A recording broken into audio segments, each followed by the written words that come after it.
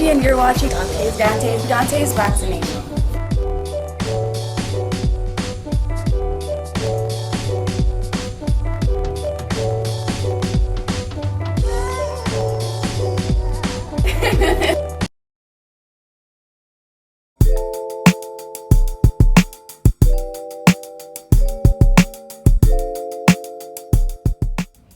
Another cherry pick gone wrong. Dontae's Boxingnation, what's going on, guys? So Mikey Garcia, who was originally supposed to fight Regis Prograis in what would have been a really big fight for Mikey Garcia, for both Mikey and Regis Prograis, he decided to take a softer touch in fighting a very unknown Sando Martin from Spain. And boy, did this turn out to be a disaster for Mikey Garcia, because Martin completely outboxed and defeated Mikey Garcia.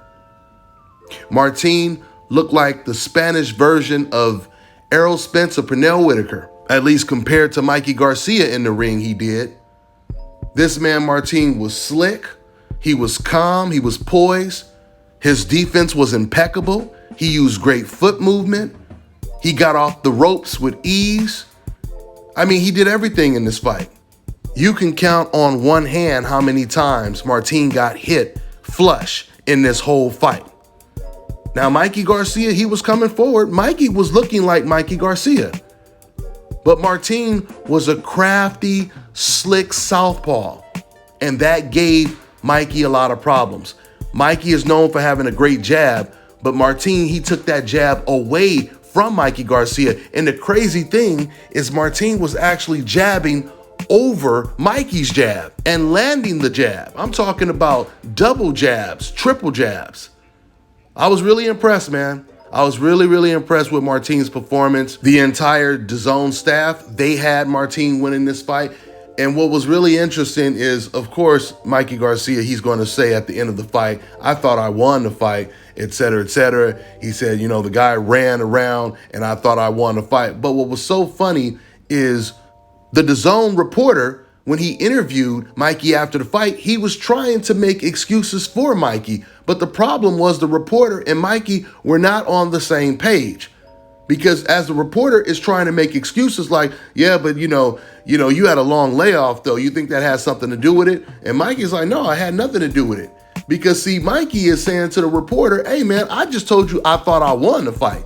You're trying to make excuses for me losing the fight, which means you're telling the world that I lost. So we're not on the same page right now. This is what Mikey was saying to him. Because we already know when it comes to the layoff excuse, Errol Spence came off of a long layoff. And we seen what he did to Danny Garcia. And that was after the car accident where a lot of people thought he would not be the same. And he still dominated a very game Danny Garcia. Of course, you have the great Floyd Mayweather, who took a 2-year layoff and ended up beating a pound-for-pound top 3 fighter in Juan Manuel Marquez, and this is the same Marquez that knocked out Manny Pacquiao. So the layoff is not an excuse, and that's the reason why Mikey Garcia didn't use that as an excuse. Mikey looked like Mikey Garcia in this fight. He just happened to be fighting someone with a style that he could not figure out. Maybe they'll have a rematch. Maybe Mikey will do better in the rematch. The only thing I could think of is him throwing caution to the wind, but if he does that, he may put himself in a position to where he can possibly get knocked out. As Floyd Mayweather Sr. told me, the quickest way to get knocked out is trying to knock somebody out. Now let's talk about how this fight was scored. One of the judges had this fight scored a draw, and that's unacceptable. Because see, what the boxing world doesn't understand is when you just allow judges to just fly under the radar because the other 2 judges had it the way it was supposed to go, then that means that this guy can go out and he could possibly take a fight from someone else in the future. And I obviously mean taking away a win from someone who actually deserves it. I mean, there should be a low tolerance level for judges to do things like this, because a lot of times when fighters get robbed, those decisions are irreversible, right? And something else I don't like when the commentators are watching the fight and they know that one guy is clearly winning the fight, but they keep saying throughout the fight, well, we don't know how the judges have it scored. You're right, we don't know how the judges have it scored. But if we all know that it is clear as day that one guy is clearly winning the fight, then you guys should be clearly saying that this is going to be a complete robbery if this man doesn't win the fight. Because I've heard commentators say this before. I mean, hell, even when it came to Manny Pacquiao versus Tim Bradley, you guys remember that first fight, where even the referee who reffed the fight, he said the fight was so close it could have went either way. But you seen the commentators, HBO commentators, they continuously kept making it seem as if there was no way Bradley was even in the fight. And then even after the fight, they told Bradley to his face that they thought that Manny Pacquiao won the fight. And that was with them being extremely biased. So my point is, in this situation with Mikey Garcia and Martin, you're not even being biased if you say that this will be considered a robbery. Because Martin, he clearly won this fight hands down. It wasn't even close. You know, because sometimes there are robberies out there that are so close that they really could have went either way. This wasn't that situation. You know, you couldn't give Mikey Garcia any more than 3 rounds, and that's being generous.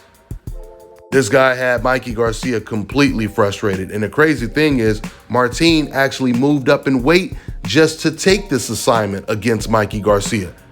Because he said right after the fight, now I want to go back down to my natural weight. So it's pretty interesting, man. And actually, Devin Haney was there watching the fight, which means he probably was hoping to get a Mikey Garcia fight because he had even called out Mikey Garcia, you know? And now all of that goes down the drain. Once again, Mikey, most likely, I don't know if he's going to take a rematch with this guy, but it's risky to take a rematch with this guy because if he loses in a rematch, then his career is almost over. Because to be someone on Mikey Garcia's level, to lose to a complete no-name cherry, and then come back and lose to him again, oh man, it would be really hard for him to repair his reputation. I mean, it's already hard now, but it's going to be way more difficult if he loses in a rematch. So Mikey has a lot to think about. Does he just move past this like a lot of fighters have done in the past? Fighters like Juan Manuel Marquez, you know, he lost to guys overseas and never even thought about looking back.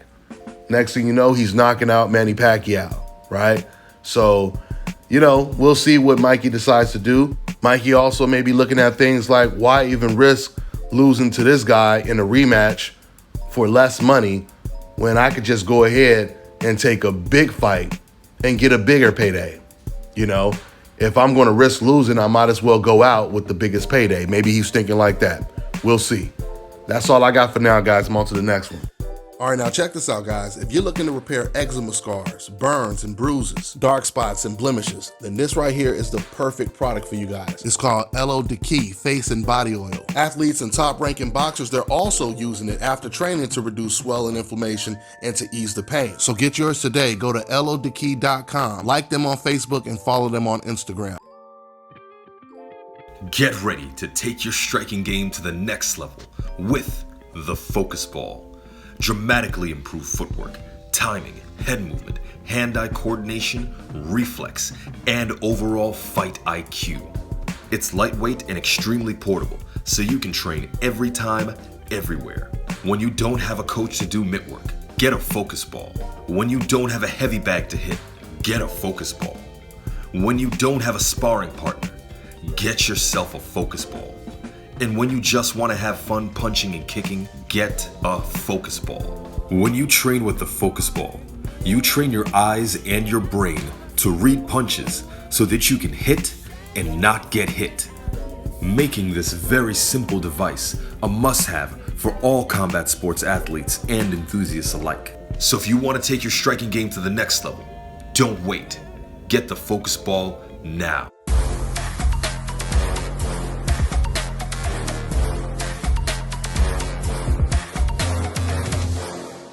My name is Chris, and I'm all the way here from Anchorage, Alaska at ScalpCarolinas, and I'm here for my second treatment of SMP. Well, I was sitting at home one day and going over my Facebook page, and they have different, like advertisements popping up, and I saw one for SMP, and I saw some pictures of some guys, a before and after, and I was looking at that, and it caught my attention, so I Googled it. S&P. Nothing showed up in my area. So, I did a little more research, and all of a sudden, ScalpCarolinas popped up in the web browser. So I started watching his videos and seeing all the reaction from all the other people. We talked on the phone, we made appointments and everything. I sent him pictures, and he looked at them, and I was like, can you fix this? And he pretty much said, no problem. My first session, he made me feel extremely comfortable. It was almost like I was talking to family. He started, and during the whole treatment, we talked and about our families and our life, and and things that he does and things that I do. And before I know it, the first session was over. When you see someone doing something that they love, as much as I see Enoch Glover love what he does, it shows in his work. I wouldn't point anyone in any other direction but here to North Carolina, ScalpCarolinas, to get this done.